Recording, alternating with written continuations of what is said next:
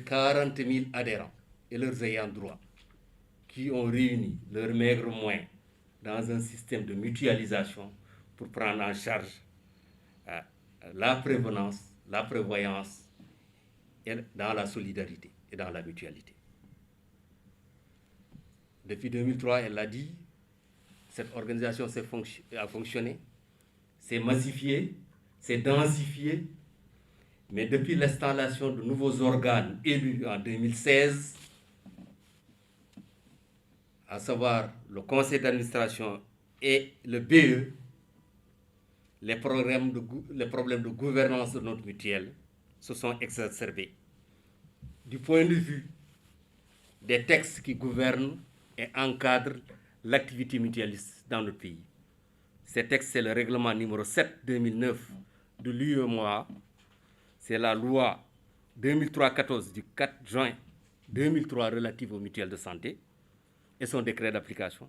Ce sont nos statuts, notre règlement intérieur et le manuel de procédure qui font que le bureau exécutif élu par un conseil d'administration s'est arrogé tous les droits. S'il s'était arrogé les droits dans une gouvernance sobre et vertueuse, comme dirait d'aucuns, on ne serait pas là. Mais ils sont arrogés le droit de faire une gouvernance aux antipodes des règles préjudicielles et des règles prudentielles qui gouvernent l'activité mutualiste. Revisitons quelques constats. Ce bureau exécutif a à sa tête un magistrat dont le trésorier est un fonctionnaire du ministère des Finances, a procédé à une course effrénée vers le foncier, transformant la mutuelle en une société civile immobilière. Ce bureau exécutif a transgressé le principe de cantonnement qui exige que l'essentiel des dépenses de la mutuelle doivent porter sur la prise en charge des adhérents et des bénéficiaires, a accumulé des dettes en privilégiant des dépenses de prestige et des dépenses non ordonnancées et non ordonnées par le conseil d'administration ni l'Assemblée générale au détriment de ce qui fait le cœur de métier de notre mutuelle. Tout cela a entraîné qu'à la tenue d'un conseil d'administration des 23 et 24 novembre 2019, les administrateurs s'attendaient à la présentation d'un rapport financier digne de ce nom. Mais ce bureau exécutif, que vous verrez plus tard quel qualificatif lui donner, s'est présenté à ses administrateurs pour solliciter la prorogation de leur mandat et demander la dissolution d'une section, la section principale de la mutuelle, la section de Dakar. Bien entendu, les administrateurs leur ont demandé d'aller se rhabiller en rejetant ces demandes-là, en leur faisant injonction de produire dans les plus brefs délais un rapport financier digne de ce nom et de convoquer un CA préparatoire à l'Assemblée générale qui devait se tenir depuis 2019, qui, jusqu'en novembre 2019, ne s'était pas tenu, alors qu'en mai, déjà, les mandats étaient issus. Comme vous le savez, ce bureau exécutif a refusé de déférer aux injonctions du conseil d'administration qu'il a pourtant élu. 32 administrateurs sur 54 ont pris la décision d'appeler les administrateurs en CA extraordinaire pour prendre les choses en main. 38 administrateurs sur 54 étaient présents lors du CA extraordinaire. Ce CA a pris des décisions importantes allant dans le sens de la sauvegarde de la mutuelle. Il s'agissait de retirer les pouvoirs qu'il avait conférés au BE, de mettre en place un comité ad hoc et de donner une feuille de route à ce comité ad hoc dans 3 mois, de préparer l'organisation de l'Assemblée générale, d'apurer les comptes de la mutuelle et de faire procéder à un audit. Mesdames et messieurs, l'audit financier pour la période 2016-2020 a été très édifiant sur les dérives de la gestion de la MSAE.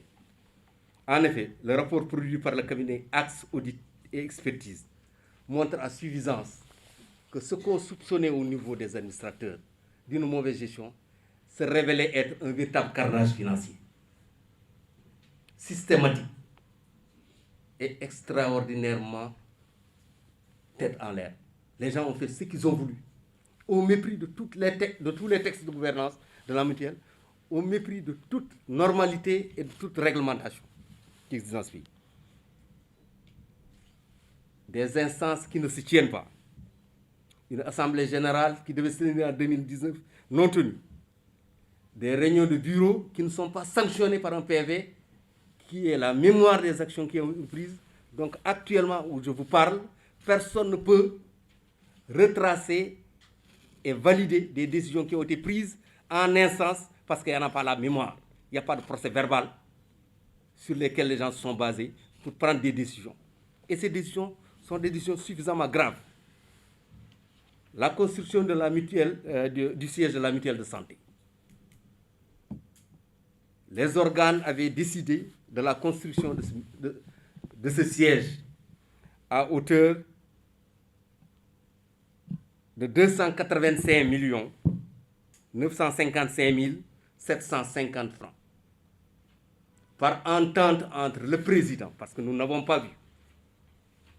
L'audit n'a pas trouvé trace d'une réunion d'une instance décidant de cela, par simple entente directe entre l'entrepreneur commis à cette tâche-là et le bureau exécutif en la personne de son président, se sont arrogés le droit de faire passer cet investissement-là de 285 950 750 francs à 846 309 950. Soit un dépassement de 560 364 200 francs sur le contrat de base. Sans aucune habilitation à le faire. Ils ont décidé de passer à R+2, à R+6 et de décaisser tout l'argent qu'il fallait. Tenez-vous bien. De 2016 à 2020, ils ont décaissé pour cette entreprise-là 770 millions 73 310 francs. Qu'est-ce qu'on peut appeler ce genre d'activité?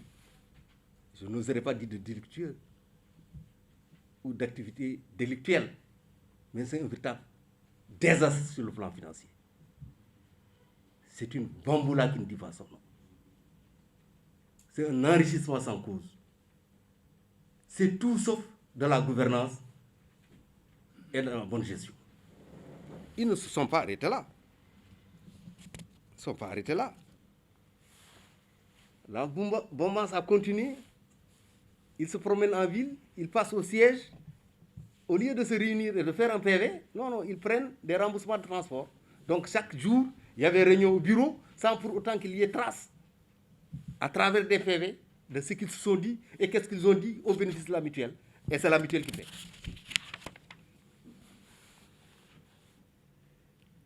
Au niveau des achats, 3 prestataires dans la même période visés par l'audit se sont partagés la bagatelle, la somme de 342 410 000 francs. Ils sont 3. C'est eux qui gagnent tous les marchés. Comment ça se passe? Mais en contournant allègrement les procédures édictées par le manuel de procédure. Au mépris de toute la législation et de la réglementation en vigueur dans ce pays. Tenez-vous, au centre de NEMA, le directeur qui est chargé de la gestion n'a aucun contrat qui le lie avec la mutuelle. Il avait une indemnité de 250 000 francs jusqu'en janvier 2020. On a procédé à une augmentation de son salaire à hauteur de 59% pour porter ce salaire-là à 397 525 francs. Depuis février, ce directeur-là est en Espagne. Donc, il gère ce centre-là de manière virtuelle. C'est comme ça, et cette triste performance-là que ce magistrat-là a fait au niveau de la gouvernance de cette mutuelle. Tenez-vous bien. Ce centre coûte 11 28 391 francs à la mutuelle pour ne rapporter que 2 234 000 francs. Mais dans quel monde on se trouve si des magistrats et des fonctionnaires du ministère des Finances peuvent faire cela, en toute impunité.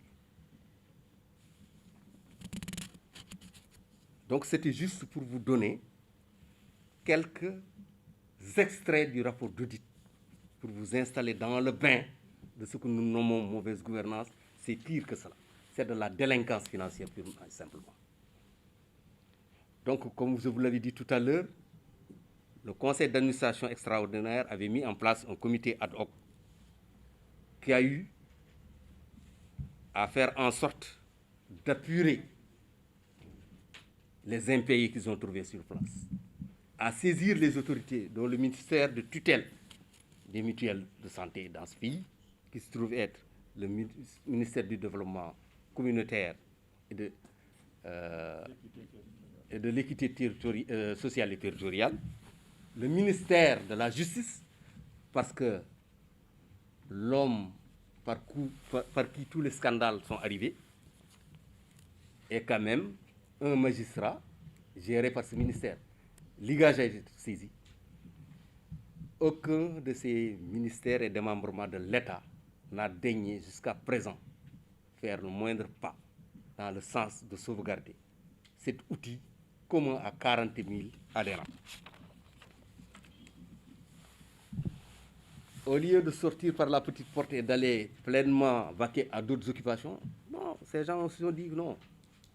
Cette vache et cette poule aux œufs d'or, on ne va pas l'abandonner comme ça.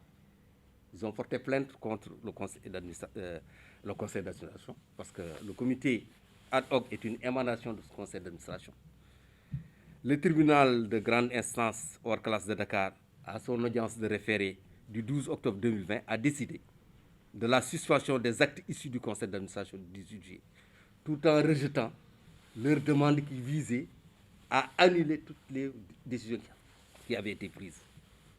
Et une petite anecdote, le jour même du délibéré, avant même que notre avocat ne sache quel sort a été décidé, quelle a été la décision du juge, le trésorier était dans les bureaux et dans les locaux de la MSAE pour dire que nous revenons aux affaires.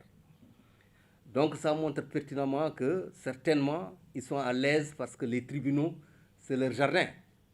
Mais nous pensons que nous avons la légitimité d'entreprendre le combat que nous avons avec les 40 000 adhérents et tous les bénéficiaires qui sont aux charges de ces adhérents, soit une population équivalente banalement à 250 à 300 000 personnes qui dépendent de cette organisation-là pour assurer leur sécurité sociale et sanitaire.